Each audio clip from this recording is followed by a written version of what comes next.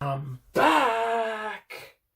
That's right, folks, we are back for a whole new series of Kaisercade, the show that takes place in the deep, deep future where I review video games and other stuff in a style that's reminiscent to that of 90s video game television. So, what can you expect on this episode? On this episode, games, and more games! Plus a controller review and one cheat segment. All this plus 4 games in this exciting return of the Kaisercade. Ah!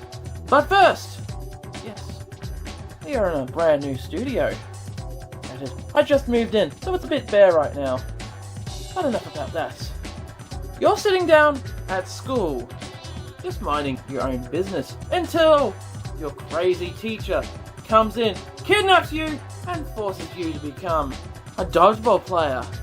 What's that got to do with this episode? Well, more than you'd think. Well, I'm not going to get kidnapped or anything, but it's the story for the first review of this episode.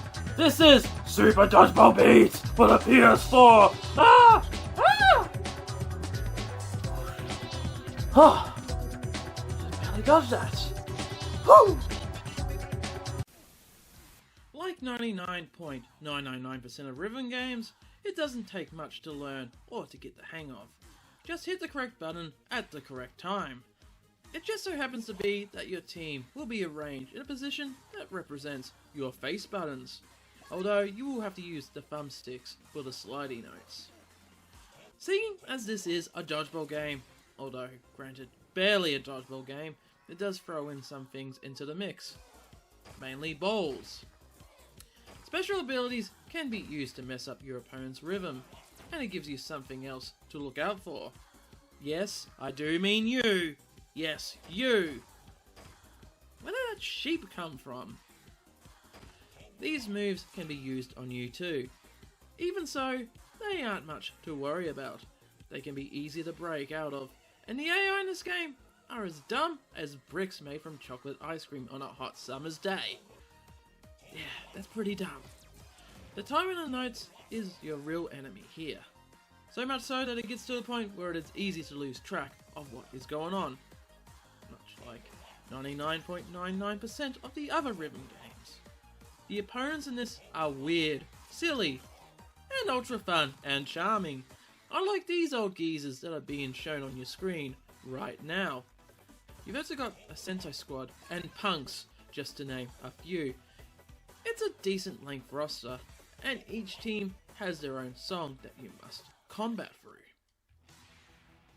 There are 3 cups in this game, and they are quite lengthy, with you not only having to beat every team once, but you've also got to beat some of them again in the finals. Thankfully, they don't just reuse the songs for the repeat battles. Also, you can save after each level, making this long campaign a bit more tolerable. The graphics really complement the craziness that this game is aiming for. Very fun, cartoony characters and animation inside a world full of wacky backgrounds. It's awesome. Now, for the bad. The music in this game isn't all that great. It gets very dull, and they go on for much longer than what they needed be. Also, the dodgeball elements could have been implemented a bit better. You forget that they're even there half the time due to the game playing like a more simplified and half-assed version of Elite Beat Agents. Overall, Super Dodgeball Beats is an okay game that will supply casual gamers with an afternoon of fun. Granted, there are so many other music games, so many other ones out there that are far worth more your time. I'm giving this a 55.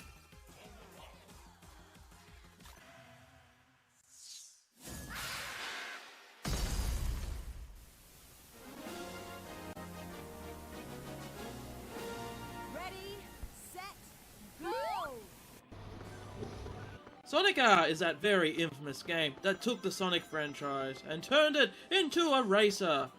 Well, for the 3rd time. Or would that be for the 5th time?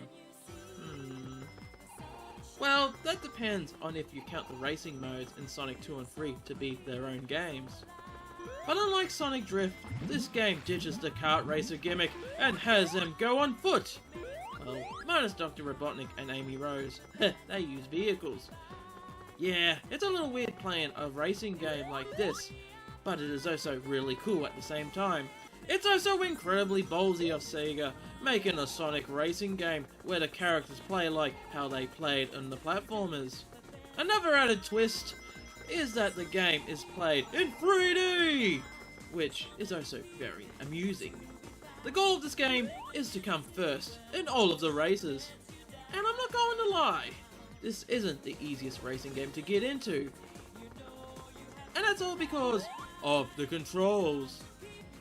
The gameplay uses both platformer and car racing mechanics, meaning that you feel like that you are driving the character rather than playing them like the typical platformer style. But once you do get used to the controls, they feel real fine. Another thing that people typically get frustrated over with this game is the running and turning, but it is no way near as bad as you'd think. For the turning, yes, it can get a bit tricky, especially if you're just using the D-pad. But if you use the shoulder buttons, then it makes the turn to be much sharper, making the controls to be way less of a hassle. So yeah, if you are frustrated with the controls, chances are that you are just playing this game wrong. The levels are quite big, and each track has a few different paths that you can take. So it's not just a typical round the bend kind of racing game. Plus, it gives you reasons to revisit the stages, which is good because there is a lot to see in them. Well, minus the final level. That level is very, very plain and boring. Speaking of characters, the main roster is mainly what you'd expect from a Sonic game, and they all play like you'd expect them to as well. Sonic can jump and spin dash, Tails can fly, Knuckles can glide, all which can be very useful to winning a race. But the secret characters though are very weird and unexpected. Sure, you've got Metal Sonic, which is a great secret character to have, but you've also got Metal Knuckles, Egg Robo, and the incredibly creepy Tails doll. The graphics in this game are okay. The 3D designs of the stages and characters have a certain charm, but the draw distance is terrible! You can't see that far ahead of you. This is the thing that hurts the game the most. Oh shit. Everybody Supersonic Racing. I'm sorry, but the soundtrack in this game is really damn catchy. Yep, the music in this game is the best feature, with an excellent original soundtrack that gives this game a very lively atmosphere. Overall, Sonic R is not a bad game. I repeat, is not a bad game. Sure, it could have been improved on in some spots, but it isn't bad. Heck, it's actually quite good and really fun to play. Well, once you've gotten used to the controls. However, this is not the version of Sonic R that I recommend. There is a much better version of this game that was released as part of the Sonic Gems collection. Still, Sonic R for the Sega Saturn is a fun little, but different racing game. I'm giving this a 66.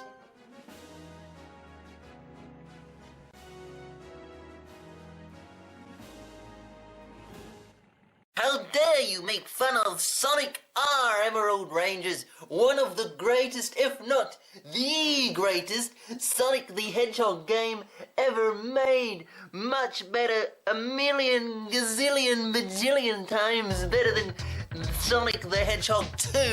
What the fuck is that compared to Sonic R, the best game ever? And did you know something else? If you put Sonic R in the CD player, oh shit.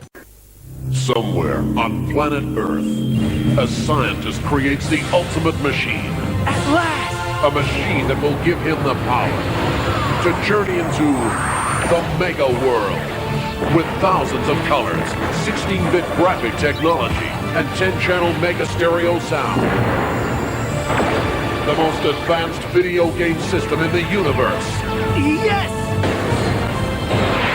Mega Drive from Sega. Mine nearly fell out for some reason.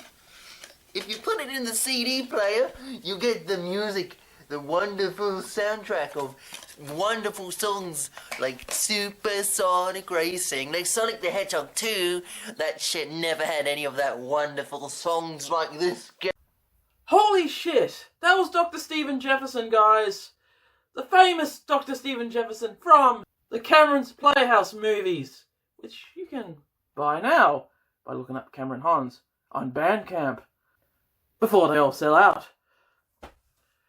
But anyway, what the hell is he doing still alive in the future that is 20 bazillion, gazillion, tadillion, quadrillion, villion AD? Yeah. I thought I was the only survivor in this post-apocalyptic world. Well, you know what that means. I must kill Dr. Stephen Jefferson. But first, here's another review. Ah! How dare you!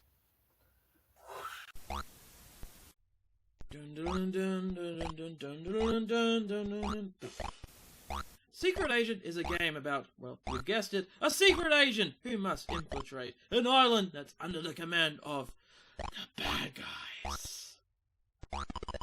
Before you can get to the heart of the island, though, our hero must take out all of the outposts, which are scattered throughout the overworld. Once you start a level, the true game reveals itself, and it's a platformer, but not just like any platformer. It's a puzzle platformer where you need to do multiple tasks, including gathering floppy disks and disable lasers, finding and destroying the hidden satellite, find the dynamite, and get to the exit. You know, textbook stuff like that. What is interesting is that you can't defeat a level unless you have done all of those objectives that I have mentioned. And boy does it get difficult. But never unfair. You also need to use your brains in order to figure out the correct path into beating the stage. And I also had to use my ammo carefully, as I didn't have an unlimited amount. However, there are ammo packs scattered throughout the game. Beating the levels also leaves a huge feeling of satisfaction! Oh yeah, satisfaction. Especially after beating a stage that took several hundred tries to defeat. Controls are ultra simple and easy to understand, as all you do is jump and shoot. Jump and shoot! I did like how the Steam version let me use my Xbox controller, and it played really well, to the point where I recommend playing it that way. Graphics are incredibly dated, with a lot of pixels and not a lot of colours. But this isn't a bad thing. Oh no, as this helps to give the game a certain retro charm. I wouldn't recommend playing this game with the sound on. There's no music, and all of the sound effects are really harsh sounding. Listen to a really good podcast while playing this one. Overall, Secret Agents is a hard but fun game, that still holds up as a good game, and is still worth playing till this very day. I'm giving this one a 75.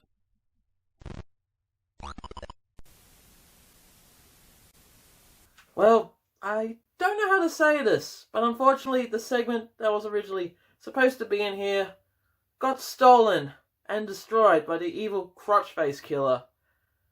Yeah, because originally this was going to be a review segment on a controller I bought from the Gamesman. That's right, the Gamesman. Yeah, this segment isn't full of cheap plugs and advertisements whatsoever. But while looking upon the Gamesman one day, I saw something that I thought looked so horrendous, so ugly, that I just had to talk about it. And that, of course, I'm talking about the 8-bit Do controller for the Switch. Yeah. When I saw this by the pictures, like, that has got to be the most ugly and most uncomfortable modern day controller that I've ever seen. Look at the yellow of it. Look how thin and awkward it is. It's like, and how flat the face is. It looks like you shouldn't be able to grab it. But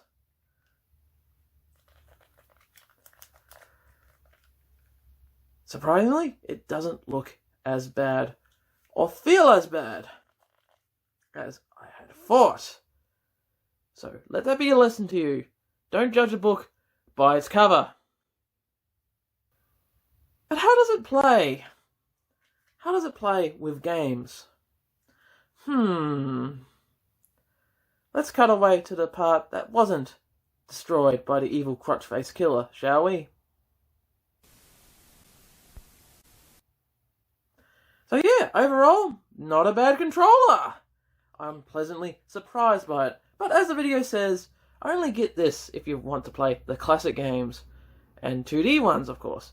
The 3D games are absolutely, I wouldn't say unplayable, but they're definitely not the most comfortable thing to play on this. This game has the best gameplay. It's one of the greatest Sonic games of all time.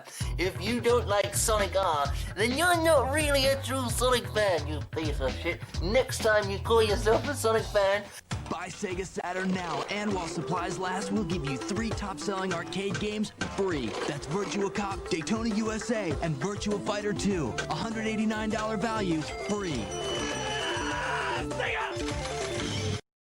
I'm gonna ask you if you've played Sonic R, and if you say no, I'm gonna send you back to next Tuesday, you prick. I don't care what you say. Sonic R is the best game ever. Everyone who I've shown Sonic R to even agrees. Welcome back to the show, ladies and gentlemen. Now, I've got a question for you. Has there ever been a video game out there that just completely took you by surprise? I mean, the concept of it is so unimaginable that you couldn't even imagine it. Yes, I know that's an oxymoron. But leave your comments in the chats about that. Yeah, but what I'm referring to with this is the game that's being reviewed next. This is Car Demolition Clicker.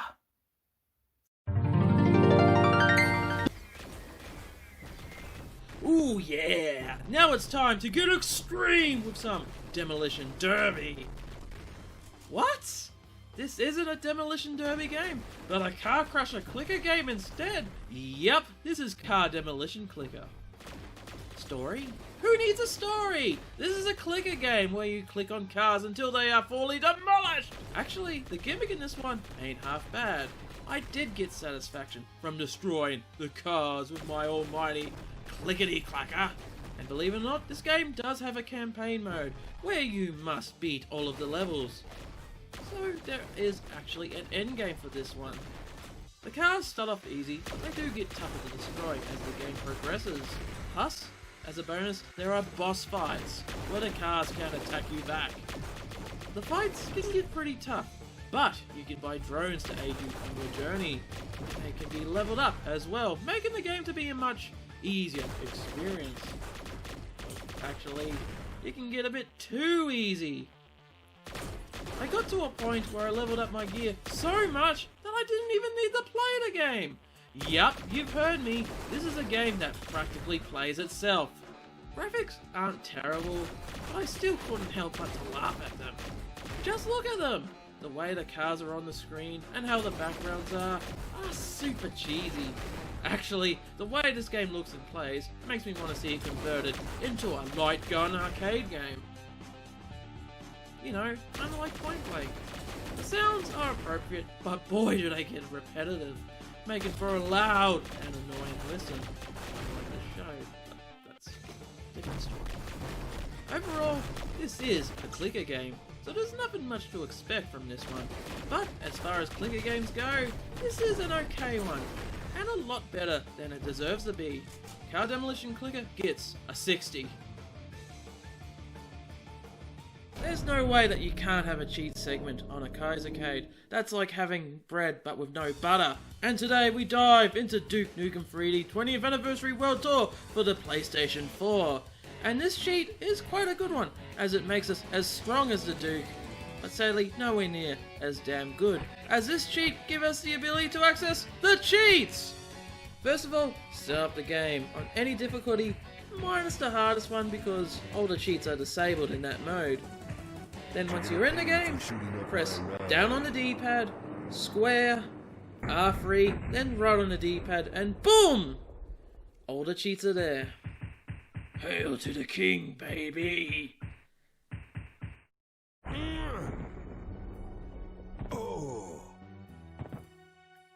Oh boy, am I excited for this one, as we've got a brand new segment that's being introduced in this episode right now!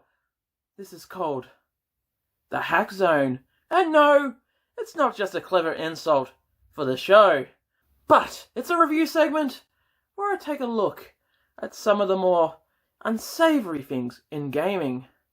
That's right, the lawyers hate these games, but the fans absolutely love them.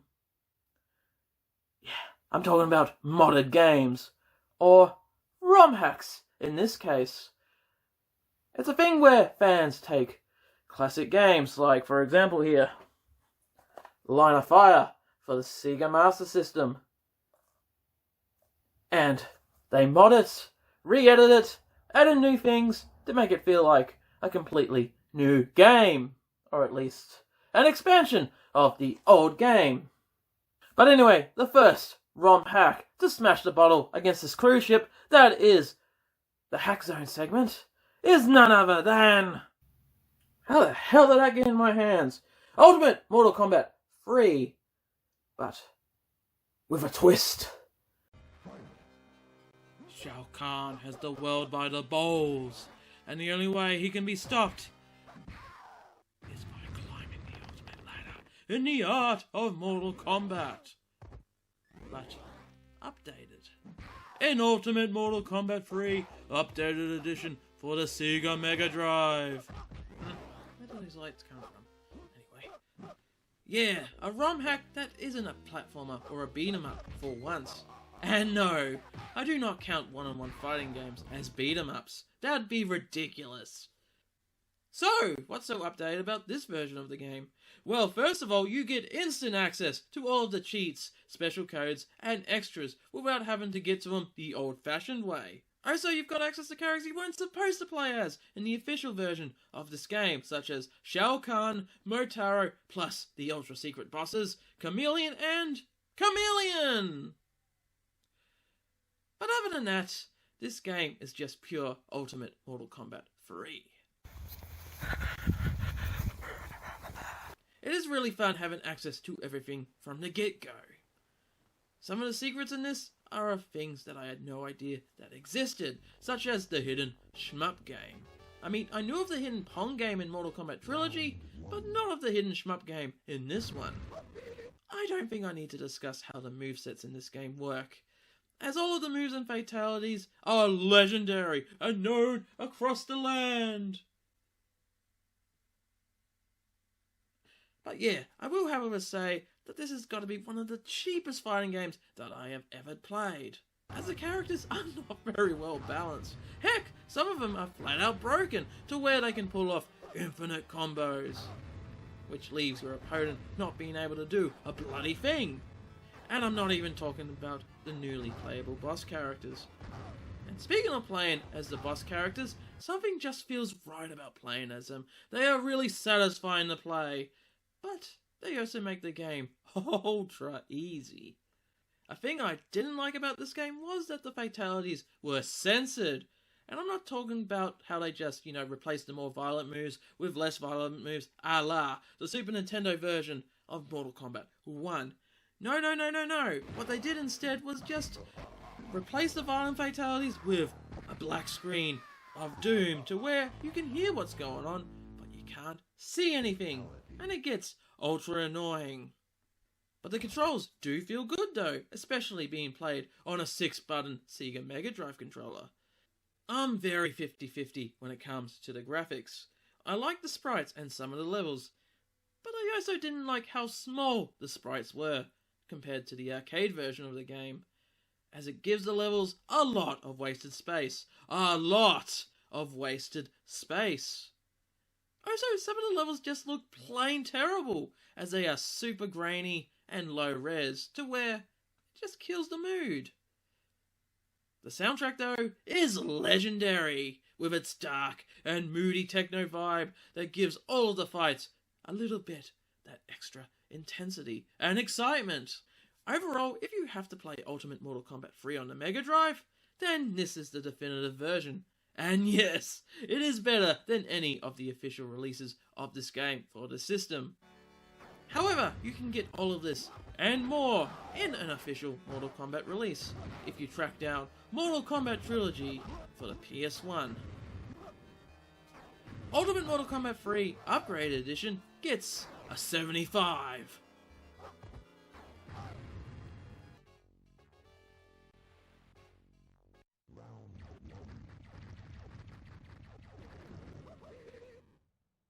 Sadly, or thankfully for some viewers, that is it for this debut episode of Kaisercade Series 2!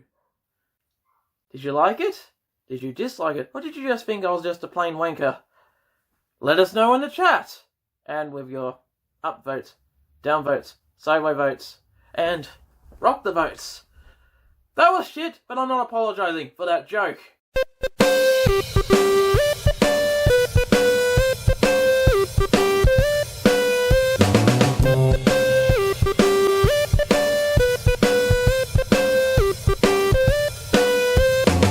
Kaisercade, Kaisercade, Kaisercade, Kaisercade, Kaisercade, Kaisercade, it's Kaisercade. Kaisercade, Kaisercade, Kaisercade, Kaisercade, Kaisercade, Kaisercade, it's Kaisercade. I did it again! Kaisercade.